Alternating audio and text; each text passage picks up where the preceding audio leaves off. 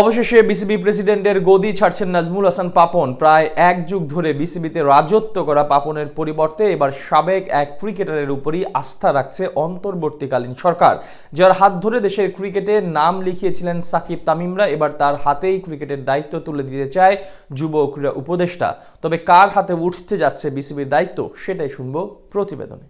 বাংলার ক্রিকেটে সাকিব তামিম মুশফিকদের নিয়ে গড়া পঞ্চপাণ্ডবের ভূমিকা নিয়ে প্রশ্ন তোলার দুঃসাহস কারণেই।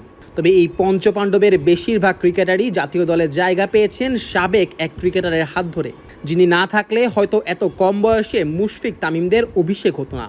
বলছিলাম জাতীয় দলের সাবেক অধিনায়ক ফারুক আহমেদের কথা, যিনি জাতীয় দলের প্রধান নির্বাচক হিসেবেও দায়িত্ব পালন করেছেন 2 বার। তার হাত ধরেই দেশের ক্রিকেটে আবির্ভাব হয় সাকিব তামিম মুশফিকদের। এবার সেই ফারুক আহমেদই হতে যাচ্ছেন বিসিবির পরবর্তী বস। দেশের সাম্প্রতিক পরিস্থিতিতে সরকারি থেকে আধা সরকারি প্রতিটা জায়গায় লেগেছে পালা বদলের হাওয়া। সেই তালিকা থেকে বাদ যাচ্ছে না বিসিবিও। দেশের ক্রিকেটের সর্বোচ্চ নিয়ন্ত্রক সংস্থার পরিমার্জনটাও শুরু হয়ে গেছে। এক যুগ ধরে বিসিবি শাসন করে বেড়ানো পাপনের অবসান হতে যাচ্ছে। সেই জায়গায় এবার নতুন বোর্ড সভাপতি হতে যাচ্ছেন ফারুক আহমেদ। ইতিমধ্যে এটা নিয়ে রূপরেখাও চূড়ান্ত হয়ে গেছে এবং সেটা বাস্তবায়নের কাজও শুরু হয়ে গেছে। যদিও বিসিবি বোর্ড সভাপতি নিয়ে আলোচনায় ছিল সৈয়দ আশরাফুল হক, নাজমুল আবেদিন ফাহিমের নাম, তবে ফারুক আহমেদের ওপরেই আস্থা রাখছে অন্তর্বর্তীকালীন সরকার। গতকাল শনিবার রাতে ফারুক আহমেদের সঙ্গে একান্তে বৈঠক করেছেন যুব ও ক্রীড়া উপদেষ্টা আসিফ মাহমুদ সজীব ভুইয়া। বৈঠকে বিসিবির গঠনতন্ত্র সহ ইন্টারন্যাশনাল ক্রিকেট কাউন্সিলের বাধ্যবাধকতা নিয়ে আলোচনা হয়েছে বলে জানা গিয়েছে। বিসিবির গঠনতন্ত্রে স্পষ্ট লেখা আছে পরিচালকদের মধ্য থেকে নির্বাচিত হতে হবে প্রেসিডেন্টকে। কিন্তু ফারুক আহমেদ বিসিবির পরিচালক পদে নেই, তাকে জাতীয় ক্রীড়া পরিষদের মাধ্যমে মনোনীত করে পরিচালক হিসেবে বিসিবিতে আনা হবে। এরপর বিসিবির পরিচালকদের ভোটে তাকে প্রেসিডেন্ট হিসেবে দায়িত্ব দেওয়া হবে। এমনকি এর জন্য পরিচালকদের কোরামটাও প্রস্তুত করা হয়েছে।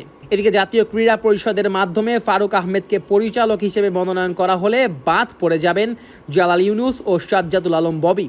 পাপন আর তার বোর্ডের প্রভাবশালীরা এতদিন ধরে দেশের ক্রিকেটে ত্রাসের রাজত্ব কায়েম করেছে, আর এর প্রভাবটা পড়েছে খেলার মাঠেও। দুর্নীতি ছেয়ে গেছে গোটা ক্রিকেট পাড়ায়। ক্রিকেটার থেকে শুরু করে মাঠ কর্মী সবাই শিকার হয়েছে বৈষম্যের। তবে এবার অন্তর্বর্তীকালীন সরকার এই সকল বৈষম্য দূর করে স্বচ্ছ ও ক্রিকেট প্রেমী এক বোর্ড গঠন করতে চায়। কিন্তু এখানেও আইসিসির নিয়ম অনুযায়ী তারা হস্তক্ষেপ করতে পারবে না। তাই তো নিয়মের আওতায় থেকেই ফারুক আহমেদকে বিসিবি সভাপতি বানানোর কাজটা সেরে ফেলতে চাইছেন তারা।